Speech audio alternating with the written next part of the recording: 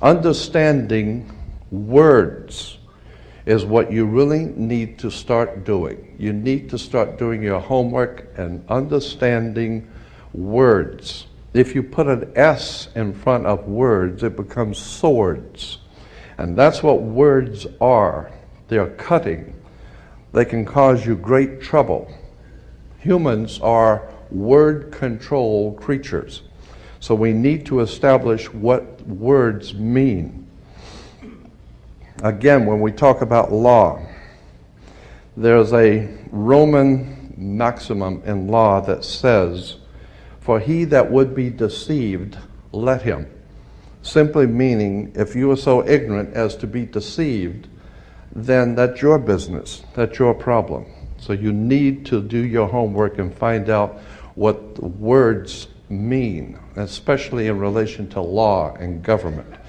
Because there is a world of occultism that is operating today throughout the world, in which you use certain words, and when those words are used in a court, they don't mean the same thing at all. Understanding law and the words of law, there are two things that this planet has: water and earth, water and land. Consequently, there are two kinds of law: the law of the land and the law of water. You've heard the term law of the land, but in point of fact, that's precisely what this word means, law of the land, because it is the people who live on land. And that is opposed to something else called the law of the high seas, or the law of water. You need to understand the difference. The law of the land is the law of the culture that lives on the land. And so consequently, the law of the land is different in every country. You can do things in America you can't do in Russia. You can do things in Africa you can't do in England. So the law of the land is the law of the culture that lives on that particular land. However, there is a higher law that dominates the entire world. It's called the law of the water, or the law of the high seas. The law of water is referred to as the law of money. It doesn't matter what color you are, where you're from, or where you live. Money is money. And anytime you're doing banking or using money, you are now under the law of water, maritime admiralty. If you go back in history, in ancient history, where all of this began, back in the land of Canaan, and you probably have heard in the Bible, the land of Canaan. The Canaanites were Phoenician bloodline, and in the ancient Phoenician language, Cana meant merchant banker. The very word merchant comes from mer, M-E-R, for the sea, for water. As a mermaid, we have merchant. Merchant bankers. Let me give an example of the difference between the law of water and the law of the land. The law of water, as I said, is a law of banking, money, as opposed to the law of the custom of the people, or the law of the land. The Statue of Liberty must be put in water. It could not be put on American land as such. It had to be put in the harbor, because it's not the Statue of Freedom. It's a statue of liberty. Liberty is what a sailor gets when he pulls into port on a ship. He gets liberty. He's not free. So America is not the land of the free and the home of the brave. We're not free or brave, period. We're not free. This is not a free country. Now let me give you an example of how this law of the water works. Why is it that you have to go to court?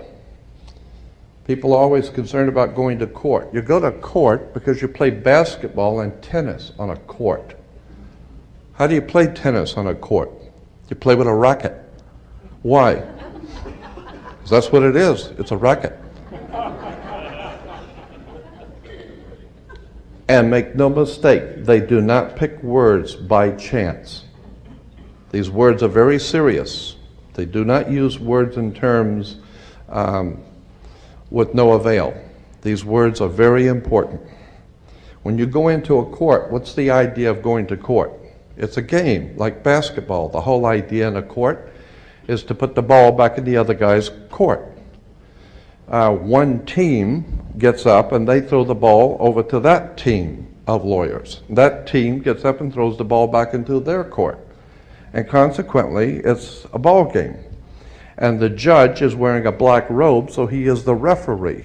The judge is the referee. He doesn't care which side wins or loses because he's going to get paid anyway. So he couldn't care less. He's merely there as a referee, and that's why he wears a black robe. And that's another interesting subject we can get into later. But the judge is a referee between two teams. The judge, we are told, rules from the bench. The word bench in Latin is a bank. Therefore, the judge rules for the bank. Where do you find banks? You find banks on both sides of a river. They're called river banks. And what does a river bank do? It directs the flow of the current sea. The juice. Consequently, your money is currency because it's the flow, the cash flow. And I'll give you an example of how this works. When a ship pulls into a harbor, all ships are referred to as female. Airships, rocket ships, sailing ships are always female. Why? There's a very good reason. Maritime Admiralty banking law says all ships are female because they're carrying items for money, and so consequently they are under Maritime Admiralty law. Admiralty is where we get the word admiral, admiral of the Navy. Let me give you an example of how this works. When a ship pulls into harbor, it parks at the dock, and it ties off at the dock. The captain has to provide for the port authorities a certificate of manifest, because yesterday the ship was not here, but this morning the ship pulled in, so it has manifested. So consequently, all the products, the $800 million worth of TVs or Toyotas, have manifested. So each one of those items coming off of that ship has come off of water. And each end they has come in a ship. And consequently, on a ship, all ships have a captain. The word captain comes from a Latin word capital, money. So the captain represents the money that's on board the ship. And as I said, the captain has to present to the port authorities a certificate of manifest for each and every item. How much does it weigh? What color is it? How many doors does it have? Etc. And consequently, the captain presents a certificate of manifest. The ship is sitting in its berth. Wherever a ship sits when it docks is called its berth. She sits in her berth, berthing a ship. Consequently, all the items, as I said, coming off that ship represent money. They came in on water. They are Maritime Admiralty product. And this is true all over the world. Now, when you were born, your mother's water broke. And when your mother's water broke, you came out. And this is why you have to have a birth certificate, because you are a Maritime Admiralty product under international law. You are considered, your body is considered a Maritime Admiralty product. Your mother delivered you. This is why if you go to Sears and buy a refrigerator, they will ship it to you. They will deliver it. And that's why you were in your delivery room. Your mother was delivering a product. Maritime Admiralty, you came down your mother's birth canal. And once you, and as you're taking one of the televisions or the cars off the ship and it falls down and breaks, that's all right. Sometimes they're stillborn, so consequently you've lost money on that one. Therefore you have to have a death certificate, and it's always signed by the dock. The doc has to sign your birth certificate and your death certificate. All of these words and terms are maritime admiralty banking words. And therefore, if you understand lawyers and judges and courts and government are all under international maritime admiralty law. All religions, all churches in the world operate under maritime law. This is why all churches are divided into denominations, like 20s and 50s and 100s. Serious. This is why they're called denominations, because all churches are nothing more than the product of maritime admiralty banking. It's an extraordinary story of occult treason, high treason and crimes against the state. Make no mistake about it, there has never been a country on the face of the earth as far back into history as you can go. There has never existed a country in which the people rose up and demanded their right to be free. Never. The concept of human, spiritual, intellectual, and physical freedom is a totally concept that has never, ever existed on the earth. The only time that has ever come into existence was the founding of this country, where it was understood that we were sovereigns and we owned our bodies, and consequently, since 1868, we're now under international maritime admiralty law. Think about this. When cowboys in Indian movies, when the cowboys would ride into town, they'd get off the horse, they were wearing guns.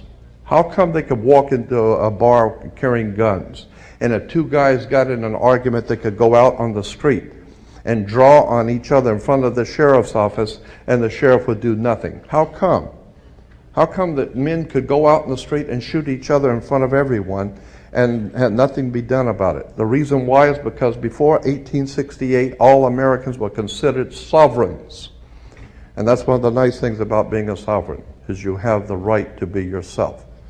And consequently, you need to understand that, in one last point I'm going to make before I introduce your speaker, that in 1868 there was a corporation founded. Anyone can incorporate a company. Well, in 1868 there was a company incorporated. And in that particular company, the founders of that company they referred to it as the United States Corporation. And they stipulated that anybody who would be a member of that corporation or work for that corporation would be called not an employee, but a citizen. So today, if you are asked, are you a citizen of the United States, what you think you're being asked is, are you lawfully in this country to do business? That's not lawfully what's being asked. They didn't ask you if you were in America lawfully. They ask you a specific question. Are you, of your own volition, out of your own mouth, testifying that you are a citizen of the United States? Because in that way, citizen of the United States means you are an employee of a foreign corporation operating on international maritime law. So today, the President of the United States is the president of a privately owned company. The company is called United States. And the word president is always a word that is used in corporate law. Banks have presidents. All companies have presidents. So there's a corporation called United States, privately owned, and it has a president. President Bush is not the president of America. President Bush is the president of a privately owned company. Privately owned, out of England. And you need to understand words and terms. Because I believe that there is a divine presence in the universe that men call God, and one day that divine presence is going to move on the earth, and we're going to see freedom come back to this world. And when it does, you're going to need to understand words and terms and how they have been used to trick you.